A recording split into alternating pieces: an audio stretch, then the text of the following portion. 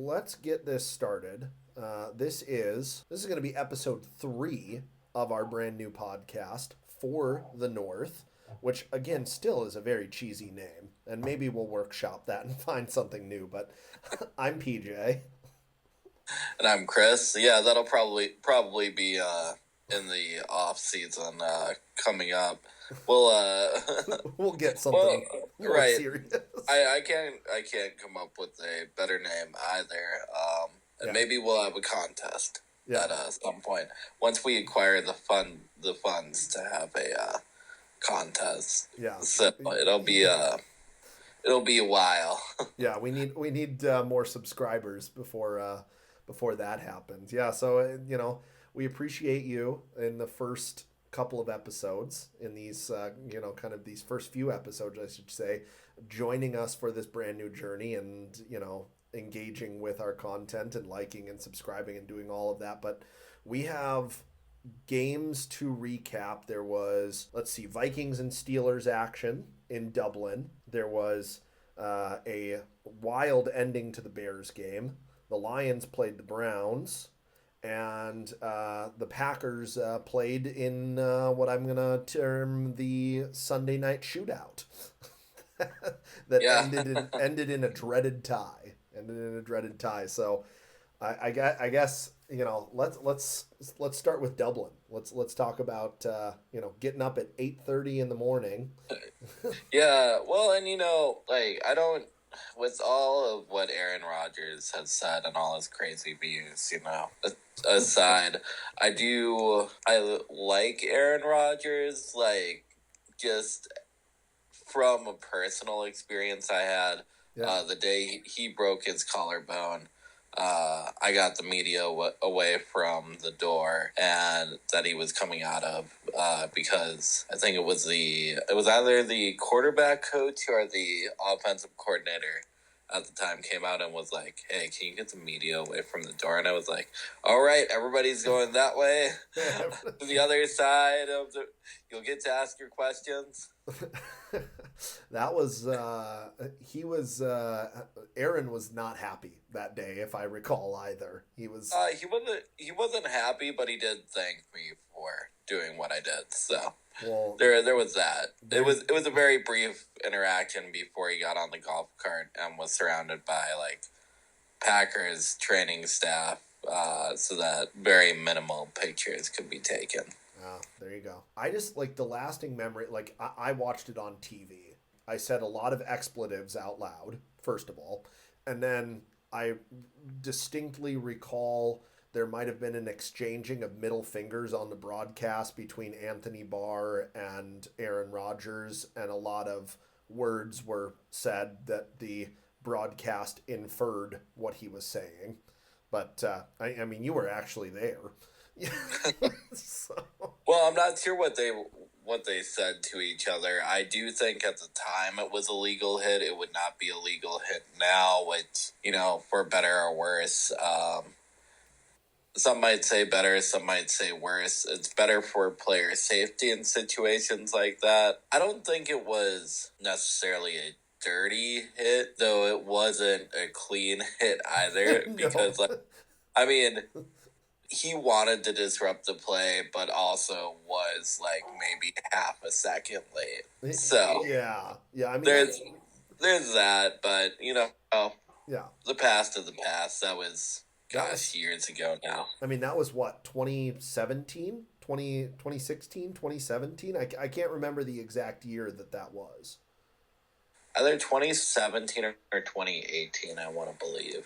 One of those two. Like that. Yep. That feels right. There was this like stretch I recall where the Packers didn't make the playoffs, and the collarbone break was kind of the start of that stretch of not making the playoffs. Yeah. Well, let's dive right into Dublin. Dublin with the Rodgers talk. He played very well against the Vikings pass rush specifically. Was able to get the ball out quickly, which is what you need to do. And it also helps when you have DK Metcalf, who is still, I'm not going to say he's a top receiver in the league, but he's still up there. The Vikings defense, they were playing fairly well until they had a few unfortunate, unsportsmanlike penalties not go their way, which really disrupted the game. I'm like, well, it's fair that they were called. I think they were a little soft compared to others I've seen in recent history. It's a fine line, and I'm not sure that the refs always call it consistently. It's been like when it came out this year that it was going to be a point of emphasis that they're like we're going to crack down on unsportsmanlike conduct or like taunting specifically. Like the NFL like and officiating like and what Roger Goodell wants out of the officiating product is always kind of a head scratcher to me, and like to specifically be like, "Oh, we're going to focus on taunting." And I was like, but that's not the problem in officiating. Like across the board, like the what you said there, the inconsistent nature of like this team gets it called this way, and we consistently see it's just this like example of like superstar players don't seem to get the calls the same way that non-superstar players do, and it's and you like want to sit here as a fan and be like, no, it's not the refs, like they're not biased. Like I'm having a harder and harder time believing that the way that the penalties are called specifically inconsistently for a certain team or certain teams makes me start to think that I'm like, maybe the NFL has a little bit of hand in making this a entertainment product. Like I don't know. Probably like all these focus rules that officiating is told to look at the beginning of the year, generally they tend to disappear, right? Like by the time that we get to mid-season, by the time that we get to December into January, the playoffs are a completely differently officiated game than what we got in September. So we'll kind of see where this goes with unsportsmanlike. Well, and at the same time, like, not the Packers. I'm so used to saying it with Rodgers on there. While the Steelers played pretty well, one could argue that the Vikings were in that game all the way. I never felt like we were out of it, even at halftime when we were down. Like, what was it? We were down 14-7 or something like that at halftime. Like it was an incredibly close game the whole time. Like even with the Vikings' inconsistent O-line play, it kind of became a patchwork O-line with the injuries that happened, and then that kind of led to Carson Wentz taking more sacks than he needed to. And we talked about that last week, where it's just kind of like he has these times where there's a little bit of the okay, he's not the MVP Carson Wentz anymore, but like we don't need that. We just need him to not do make the dumb choice. We just need him to make the game manager choice, right? I will say he should have thrown more checkdowns. Really he should have thrown more checkdowns, because I was scratching my head. I'd see a guy running under the zone coverage for 5 yards, and I'm like, Why don't you throw to him? But That's an easy to his conclusion. credit, he found Addison. Jefferson still had a breakout day. Yeah. And it was, I mean, I wasn't unhappy with how either side played, like, at all. Yeah. Though I will say we should have won it at the end, or at least tied it up to go to overtime. You had the opportunity. Like I thought, like that's the way that it kind of shaped up because there was that play specifically. The play that I kind of focus on is the long pass that turns into a ton of yards after the catch for Addison, who got caught just like literally by the shoelace. Like it had the defender not chased him down and caught him by the shoelace, that's probably a touchdown, but they scored a play later anyway, and they made it 21-24. The Vikings did. Exactly. Then defense came up big too. Yeah, And defense comes up big, forces like I thought it was like a 3-and-out because the Steelers kind of came out and tried to like run the off like the we're trying not to lose offense, right? Like they're you know I think they were trying to pick up a first down, obviously, but it just they kind of did some interesting running plays that I'm like that doesn't really seem like you're pushing to make any progress in a 3-point game here. So right. And, the ending that when you spike the ball, it's not a timeout. Just gotta remember that and if you're a coach, you have to say, hey, no, get back out on the field.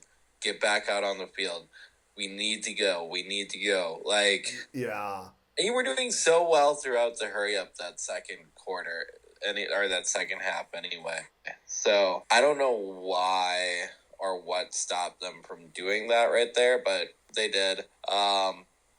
Defensively, I will say my notes are defensively can't give up those big penalties. Run defense needs to get a little bit better.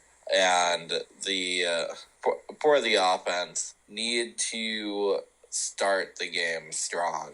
Can't just go in and expect to come back.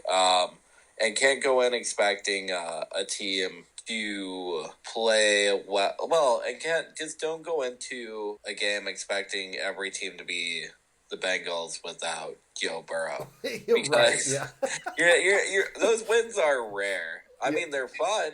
Yeah, they're fun, but they're rare. They're rare, right? Exactly. Yeah, I think we made that point last week that it's like, how much can you rely on your defense spotting you, whatever it was. I an insane amount of turnovers, like 4 of them or something, and a scoop and score and an 85-yard pick six, right? So like the defense played out of their mind against the Bengals, and then I think they kind of had this.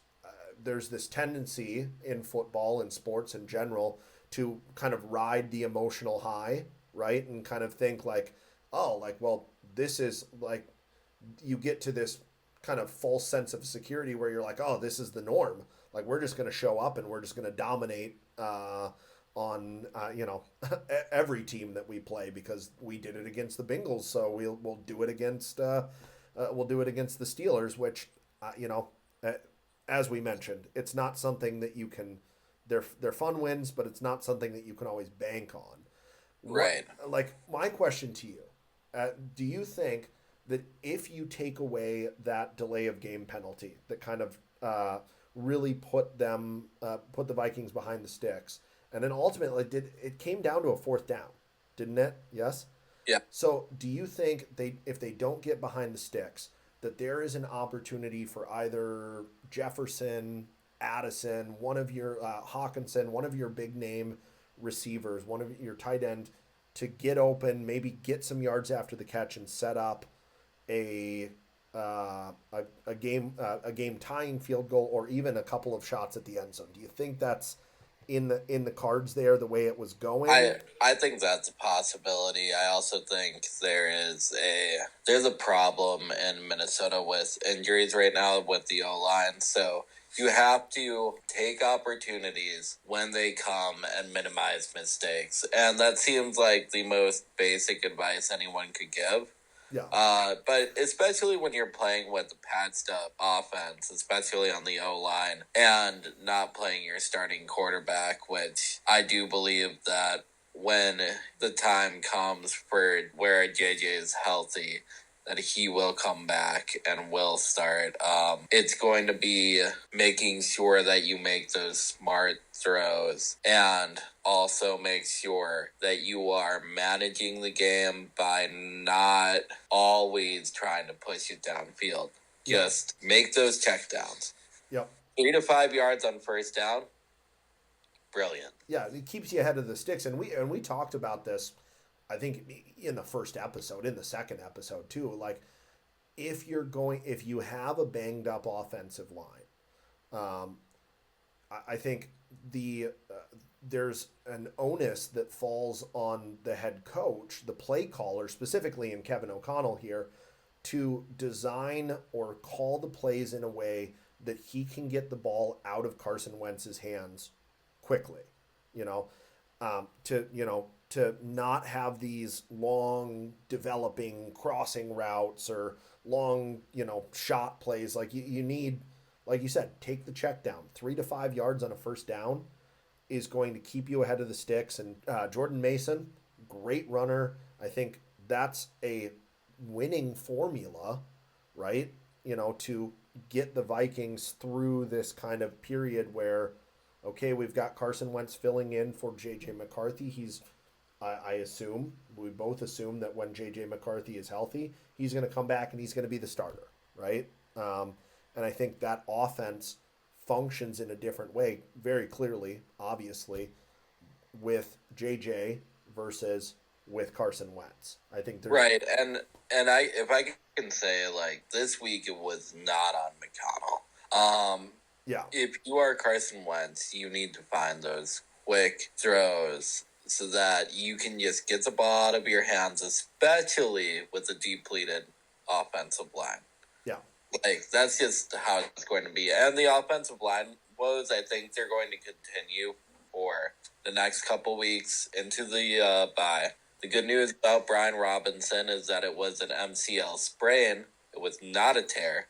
Okay. So he should be back. That's good. In about 2 to 3 weeks. Okay. What about the center? That's so it was like, I thought the center and the... that was Brian O'Neill, yeah. Okay. Because I was going to say, I thought the center and the tackle went down. Did a guard go down? I thought... I know for sure it was two guys that they lost on the line. You know what? I was researching beforehand, so... Our fact just checkers. Making sure. Yeah, I was... so you had Donovan Jackson. Okay. Michael Jurgis, Ryan Kelly, and Brian O'Neill. Mm-hmm. And... Oh, no, Ryan Kelly would be the center. Okay. Yeah, I was going to say, at least from what I heard when I was listening to a couple of my, post-weekend podcast breakdowns, was I thought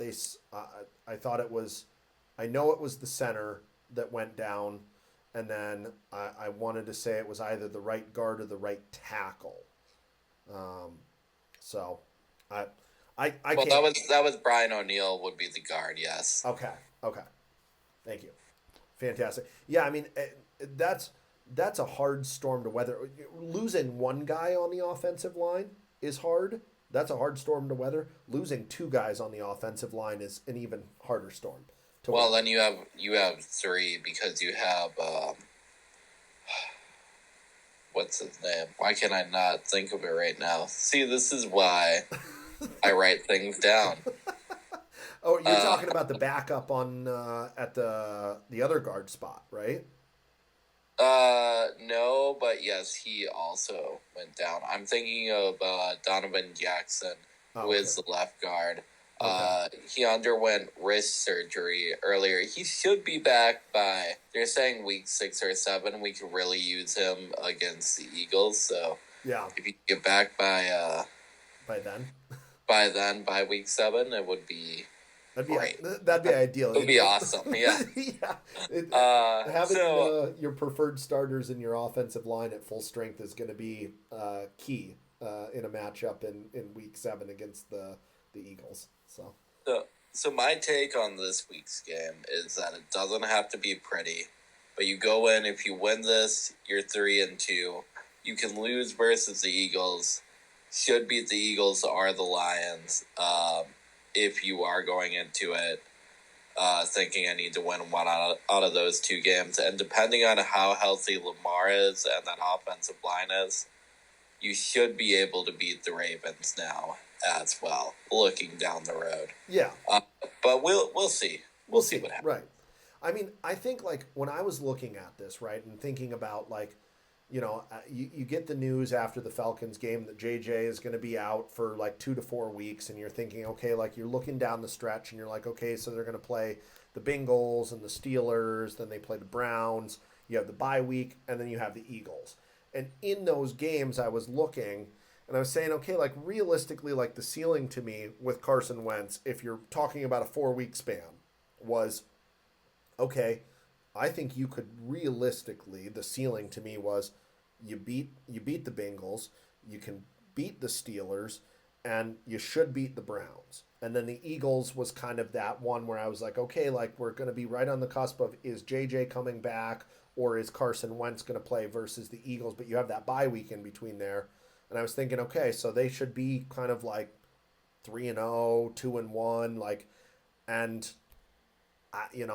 here's the one loss that pops up in it, right? With the Steelers, and it maybe it's a bit of a surprise, but I at the same time kind of thought that a loss somewhere in there from Carson Wentz might have happened. I didn't know where it was going to happen, but I thought in that 4 game stretch that we're talking about, that there was going to be a loss somewhere.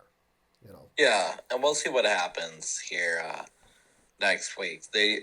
Like I said, you don't need to play great football to beat the Browns. You just need to play consistent football. Yeah. Which we'll move on to the Packers, who had a hard time doing that a couple weeks ago. Yeah, exactly. The Packers very consistent on offense on Monday night. Sunday night. Not Monday night. Sunday night? Yeah, Sunday night football. Yep. Sunday night. Yep. But not consistent on the defensive side of the ball at all. Neither was.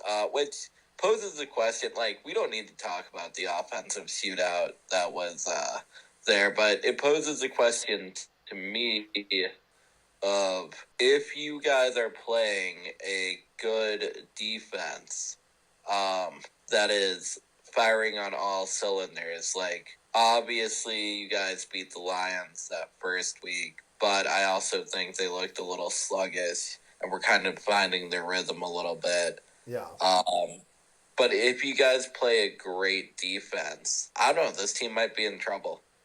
Yeah, see, I kind of had this similar thought line. Like, this is, what kind of happens going into a bye week, right? That I went into that Sunday night football matchup thinking, okay, like, clearly, again, I got a little bit into the trap of, on paper, the Packers have a better offense and a better defense than the Dallas Cowboys. Just by the eye test on paper, what I had seen in the first few weeks, I was like, okay, this is a game that we should go in and we should win.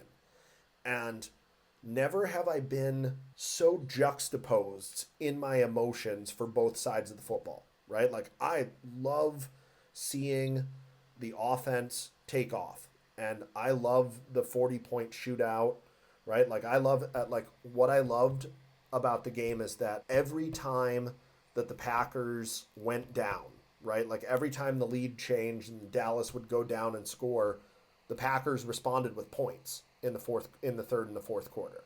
So like all the nervousness that I had last year about, okay, the offense has the ball, are we going to be able to do it? That was gone in this game. They went punch for punch in this shootout, and Romeo Doubs looked great. Josh Jacobs looked great. Jordan Love played phenomenal. On the other side of it, what concerned me that we haven't seen in the first few weeks for the Packers was the defense just being abysmal. Yeah, and they were a lot better last year. And I was going to also ask you, like, going back to the previous point. Yeah. The Vikings defense. Do you think the Vikings kind of look like the 2024 Packers did at the beginning of the season? Because there were a lot of up and downs there as well. Um, It that has. Go ahead.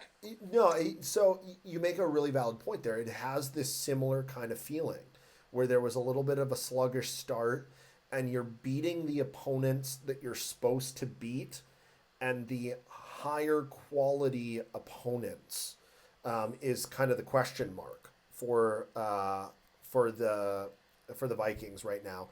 And what we saw last year out of the Packers was inconsistency, right? And so it's Right. kind of that same tale that we're getting with the Vikings right now, where we're like, one week we're like, oh my God, the defense is on fire. They're a top 5 unit. Holy crap. Brian Flores is a genius. And Kevin O'Connell can't be stopped. And then we, take a moment of pause and kind of scratch our head and go, okay, well, Aaron Rodgers had a good game, and the defense didn't show up the way that they did against the Bengals. So I don't think there's reason for panic. I think it's going to all gel, but I think if you can figure out the Vikings, right? If you can figure out those kind of inconsistencies, the up and downs, they can be a contender in this division, and they could make this push for, okay, are we going to win the division? Are we going to be a wild card playoff team? And what can we do if we get into the dance in January? Like, you know, so I see that through line that you're drawing there. Right, right. I like Well, and that then I will comparison. also say, like, Vikings never should have gotten rid of Mike Tomlin. But Yeah, we and digress. that's not a hot take. That's just the truth. Yeah, We go back to the Packers now. Just because we often get sidetracked, but we have been yeah, staying on the rails for the most part. we do. For So this what? podcast. Yeah, absolutely. Absolutely. So, one thing I want to acknowledge about the defense, a very big thing that I saw from watching that, my big frustration or my kind of big takeaway was that Dak Prescott had a brilliant game on Sunday Night Football. Like they had the perfect game plan to mitigate the effect of Micah Parsons. It was, we are going to complete short, quick passes and get the ball out in 1-2 seconds. And there were so many plays where the pass rush was just a half a step there. They just needed a half a second more and they would have got there. But already Dak Prescott had the ball out and was making those little down the field slant plays or dropping it, in the bucket, just like right before the pass rush got there. And the other takeaway that I saw was that had to be, from a defensive standpoint, one of the worst tackling performances I have seen from the entire Packers defense thus far this year. Like that reminded me of Joe Barry and Dom Capers era Packers. Where we're playing a bunch of zone and we're 10 yards off of the wide receivers and letting them just, get 10-yard pops and missing tackles in the backfield. I wanted to scream so many times during that game. And in fact, I got really, really pissed off about the defensive performance because up until week 4, Sunday Night Football, the Packers defense had been dominant, just absolutely suffocating opponents. And all of a sudden, just credit to Dallas for a really freaking good game plan. That's my kind of takeaway from it. I don't know what your takeaway is, but like my takeaway is Dallas had a big, you know. I think my takeaway is that they had a plan where they're like, oh, we'll drop the coverage back into zone. We won't play any man and we'll blitz. Their pass rush has been great. However, I feel like Dak is a good enough quarterback on a Jerry Jones team who figured them out, but will still never win a Super Bowl because he's on a Jerry Jones team. Yeah, I mean, I think the other thing that you might have noticed, I know you probably noticed it, was the pass rush not getting home exposed the fact that the Packers don't have very good corner depth. Like their corners are probably, number 2, number 3 guys on another roster. Like we just don't have elite outside shutdown corners like other teams in the NFC North or teams in the NFC or even the AFC have. Like, And that could be your guys' downfall here in the next few weeks. We'll see how they perform, and we'll definitely monitor the situation that's going on. And yeah, they need something to change, especially with their run defense hasn't been awesome at a lot of times either this season. It's been suspect, but what I will say is that during that first game, they did stop the Lions' rush, yeah. which has been dominant the past couple of weeks. Yeah, I just like I think you and I were texting back and forth, and I had a lot of thoughts. I think I sent you like a whole 2 paragraphs on that game in debrief in terms of my thoughts and feelings on it, and it just kind of like I don't know. I've never been more like happy and then stressed out during so many points of a game, and like the thing that I did text you about the defense was that it's week 4. We're going into a bye week, and I do have confidence that the Packers have time with this happening in September to kind of figure this out and hopefully turn this around.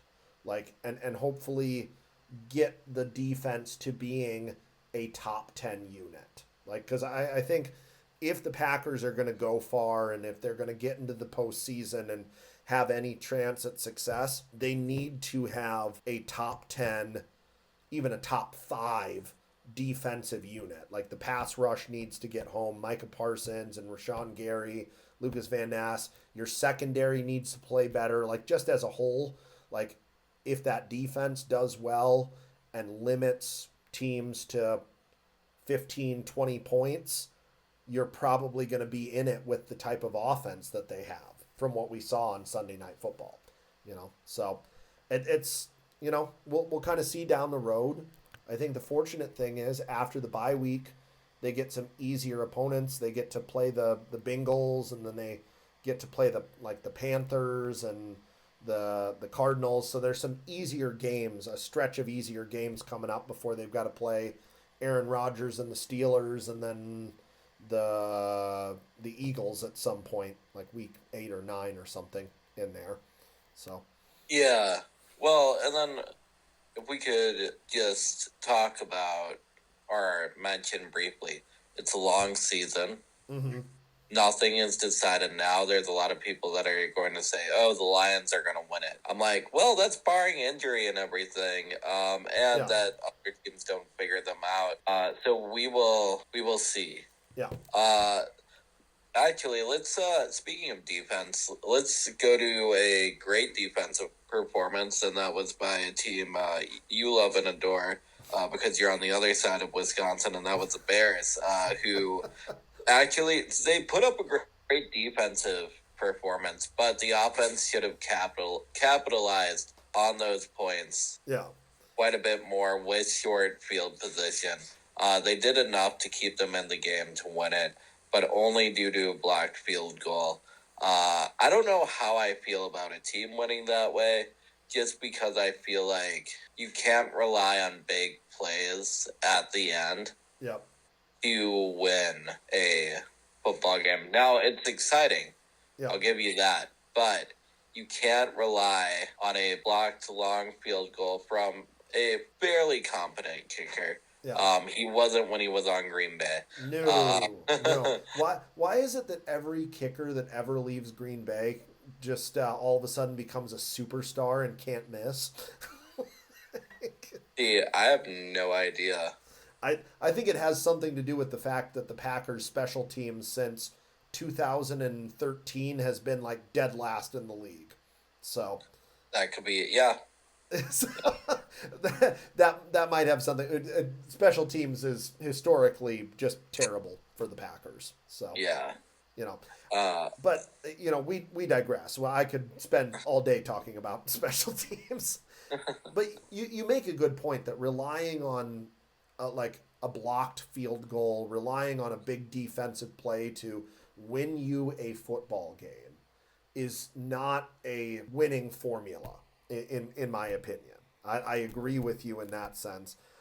This game ended up being very weird because for the majority of it, despite the turnovers that the Bears got, and like you said, they didn't capitalize on the short field as much as they needed to, but they end up winning it in the end on that blocked field goal. They got outplayed for the Bears, got outplayed for the majority of this game. Mm-hmm. And what kept them in it was the turnovers by Geno Smith. I think he had 3 interceptions. I'm gonna pull that up and fact check that right now because I want to be accurate in what I say here. So the Bears played the Raiders. Yeah, let's go to the box score. And Geno Smith, yeah, Geno Smith threw 3 interceptions to 2 touchdowns, only had 117 yards. Um, he was never sacked in this game, so it's not like the defensive line was getting pressure. He was just making Geno Smith was making bad throws and giving the Bears Geno offense. Smith being a Geno Smith. I really had hope for him when he came in, but then you go to the Jets and you go to the Raiders, it's kind of doomed from the start. Not saying that your play doesn't have any effect on how well a team can do, but when you are in two franchises that haven't really done anything over the past however many years, it really can impact your performance, especially if they're not building around you. Yeah. Well, I mean, heck, he was even made a pit stop at in Seattle. Geno Smith did. Oh, that's right. I forgot about that. Actually, he did do well in Seattle.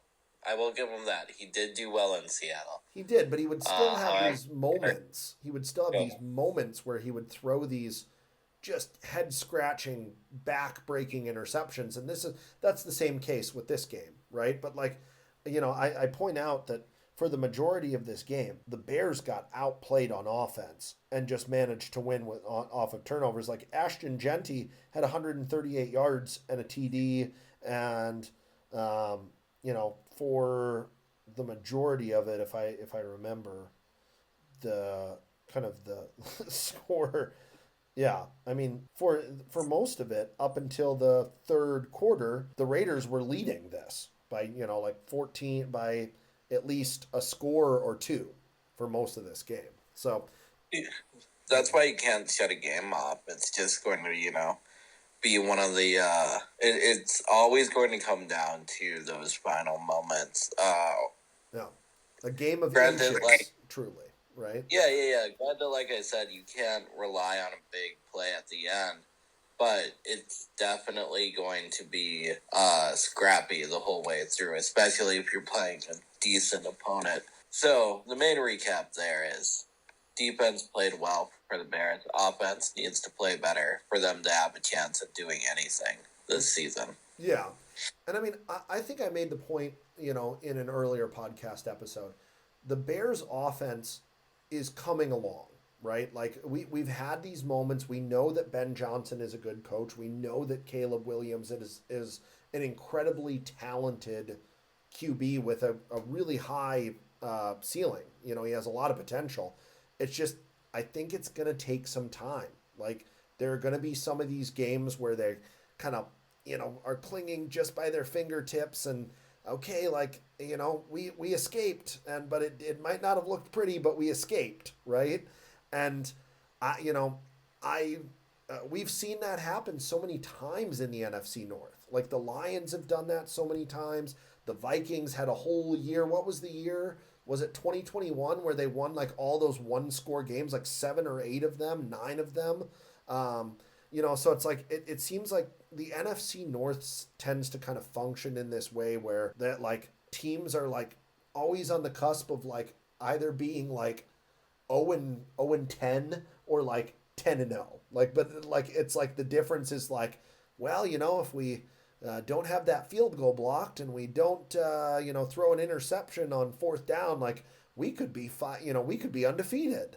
Like it's kind of that you play that. If you flip a coin, they're gonna, 9 times out of 10, they'll probably win those games or lose, or the results would flip if you did it 9 times out of 10. Right? Yeah. That's what I'm. All right. Doing a very bad thing at trying to sum up. Anyway, No, I get you. I'm following. no. Let's move on to the last game of the week. It was the Lions versus the Ravens, and as much as I want Well, to that was actually give the that was the Lions week credit, before. It was the Lions Browns. Lions Browns. Lions versus the Browns. Thank you. You're welcome. My goodness, it was the Lions versus the Browns. I'm thinking of a previous game. You are. We talked about we already them. talked about this. Yeah. See, we do the podcast. We do the podcast sometimes later. And as the night goes on, we both wake up very early. So yeah. So Lions versus the Browns. Yeah.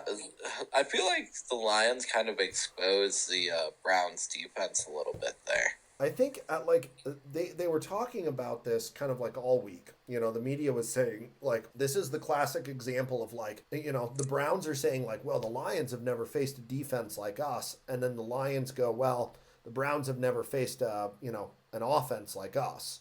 So you know, it's kind of like this classic example of like the unmovable object meets the unstoppable force, right? And the Lions just have been so freaking hot for the last couple of weeks with Jahmyr Gibbs and David Montgomery and what they're doing with Amon-Ra St. Brown and you know, Khalif Raymond and their tight ends. Like the way that offense functions and the fact that it hasn't really taken a step back from what it was, even in losing their coordinator.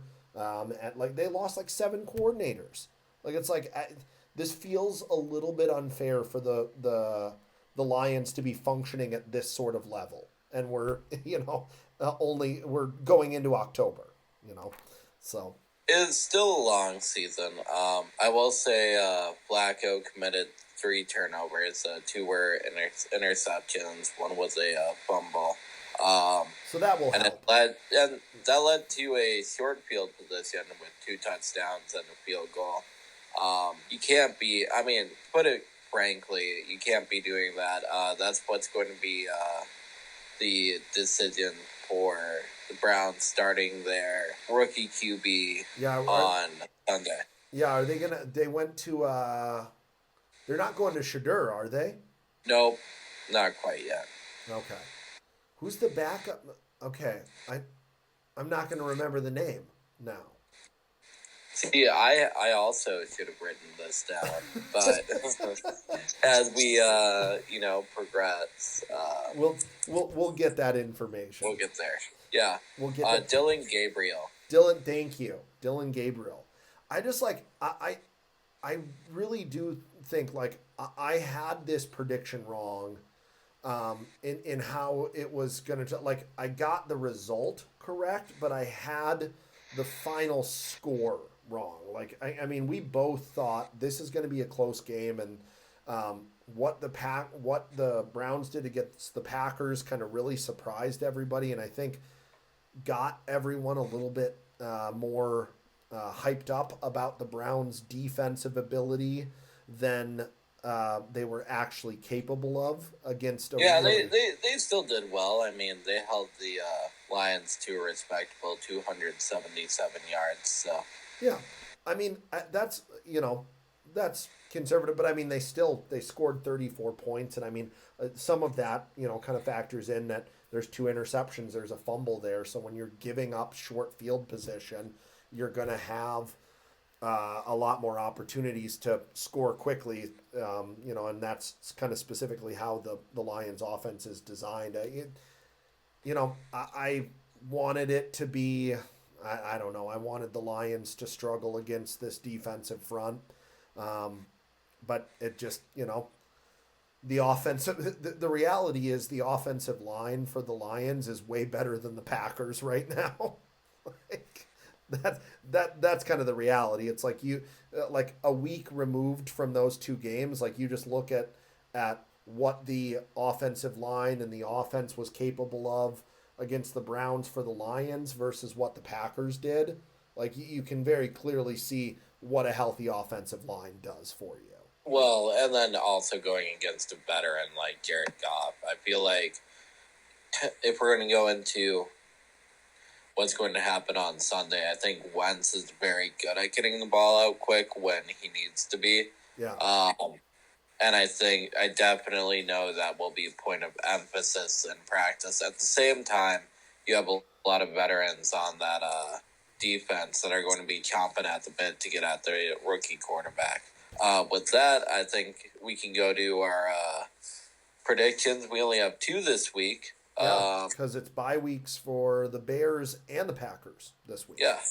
So. Yeah.